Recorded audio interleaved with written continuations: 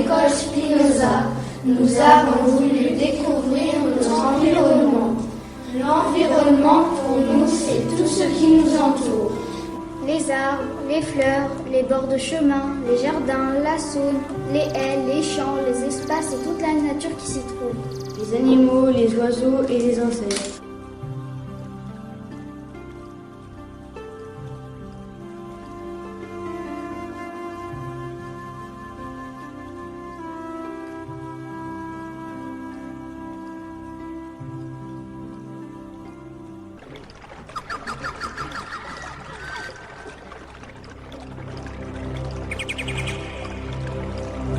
Mais bien sûr, dans l'environnement, il y a aussi les bâtiments, nos propres maisons mêmes, les chantiers, les magasins, les routes, les transports, la pollution et les déchets.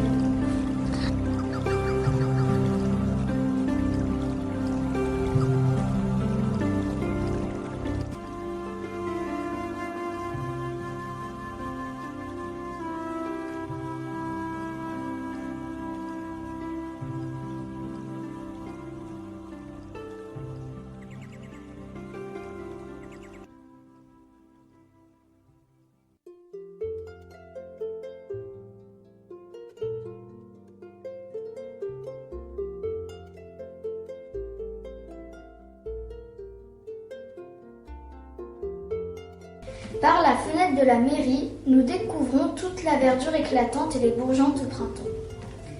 Quelle merveille! Les grands conifères, platanes et chênes dominent l'horizon. Et à leur côté se dressent acacias, saules, frênes, marronniers, cerisiers, érables, aubépines et noisetiers. Début mai, c'est surtout le moment d'admirer les fleurs sauvages. Mais faisons vite, c'est la course contre les tondeuses et le fauchage. Mais qu'est-ce qui se cache ici, au bord de la route? Au premier regard, des boutons d'or et des grandes herbes. Mais non, il y a beaucoup d'autres fleurs sauvages. Il faut s'arrêter, prendre le temps de regarder et surtout admirer. Oh, je vois Dame Coccinelle. Là, elle est en train de grimper sur une longue tige. Bonjour les enfants, vous avez bien fait de passer par ici. Regardez comme c'est joli. Regardez comme je suis bien parmi toutes ces fleurs à l'abri, protégée du vent et surtout avec un garde-manger bien rempli de larves et à la protéger de mes petites pattes noires. Regardez, des trèfles rouges et blancs, des véroniques bleues, des orties blanches, des géraniums roses et violets, des lucernes et les vesques du lierre terrestre, de la lierre blanche qui monte en graines, de la moutarde des champs et plein de fleurs qui attendent leur tour pour s'épanouir. Moi, je vois butiner un bourdon. Eh bien oui les enfants, je butine, je suis occupée, je butine. L'ortie blanche, j'adore la visiter, mais quand je la quitte, mes poils sont couverts de graines de pollen.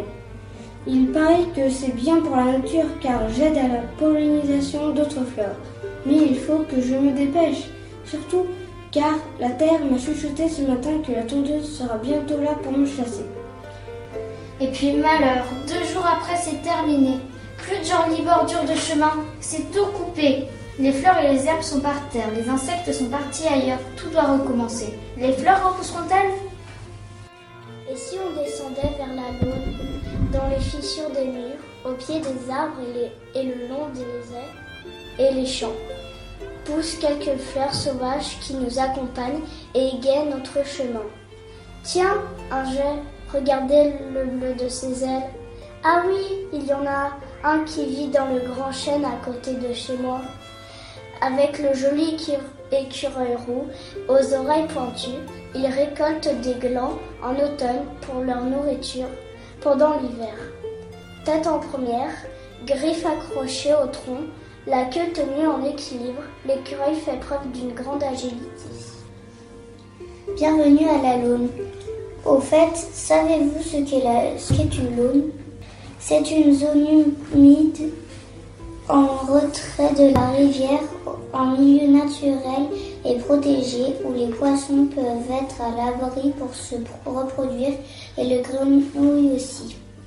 Vous allez découvrir une flore spécifique, des carex, des nénuphars et des salicaires. Regardez l'héron qui prend son envol. Ses ailes sont énormes et son long cou replié. les ronds. Au revoir les enfants. Je me suis régalée des grenouilles de la Laune. J'ai tenu compagnie aux ragondins qui mangeaient les jeunes pousses de fragments et de saules. Ils s'abritent sous la renouée du Japon. Cette plante aux grandes feuilles en forme de cœur est une espèce qui prolifère un peu partout dans la zone humide. La renouée, l'ambroisie, l'astère et les vignes grimpantes commencent à étouffer nos fleurs sauvages dans ce milieu fragile. J'ai même aperçu le brochet qui poursuivait le véron que moi je voulais manger. Quel prédateur gourmand ce brochet! Eh bien justement, la Laune était faite pour moi. J'y trouve le gîte et les couverts. Et en plus, mes chers petits brochetons peuvent y grandir tranquillement. Regardez là sur la tige une libellule. Mais qu'est-ce que tu racontes? Ce n'est pas une libellule, c'est une jolie demoiselle. Elle vient de déposer ses œufs sur le châtaigne d'eau. Savez-vous également que la larve d'une libellule est très vorace et peut engloutir tout ce qui passe à la portée? Même les larves des moustiques la graignant, par contre, elle sert aussi de casse-croûte à la perche, qui à son tour est un morceau de choix pour le héron. Continuons notre chemin le long de la Saône. Et voici maman Cygne, qui couve ses œufs dans son grand nid de branchages et de roseaux installés à l'entrée de la Laune.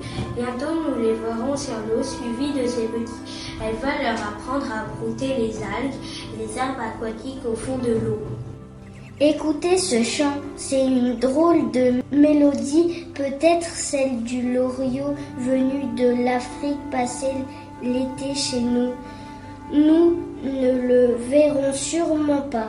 Dommage, il est si beau, grand timide, il préfère se cacher à la cime des peupliers.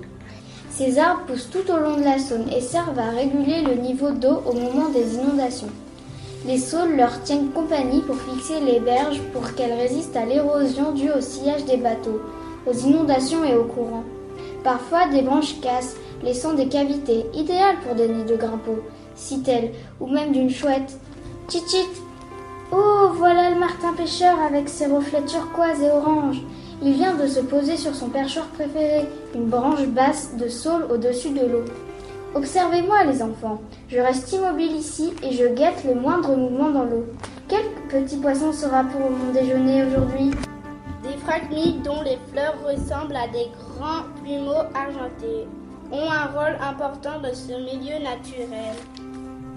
Leurs racines sécurisent les berges et leurs tiges creuses abritent de nombreux insectes.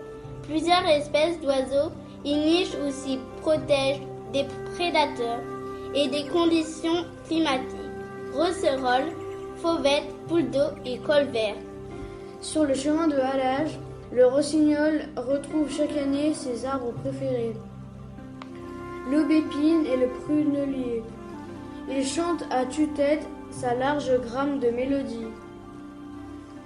À chaque saison, la végétation le long du chemin et des berges nous offre une diversité de formes et de couleurs. Regardez les plantes grimpantes s'accrochant avec leurs vrilles pour s'exposer au soleil. Identifiez, mais avec méfiance, les plantes toxiques aux baies rouges et noires. La brionne, l'arôme ou la douce amère. Admirez les insectes, les araignées, les papillons. Ils dépendent de la végétation. Même le bois mort est intéressant. Les lichens le rendent attrayant et les champignons aident à sa décomposition. Et quels animaux ont creusé tous ces petits trous à la recherche de nourriture?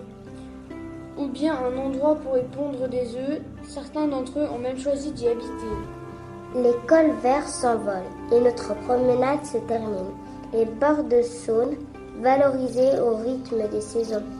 Soit le vert éclatant du printemps qui perce à travers les couleurs ternies par l'hiver, soit par les reflets d'eau calme en été, soit par les teintes dorées et ensoleillées de l'automne, soit par sa végétation prise dans la glace en hiver. Nous y tenons et nous y reviendrons souvent admirer ce magnifique patrimoine naturel.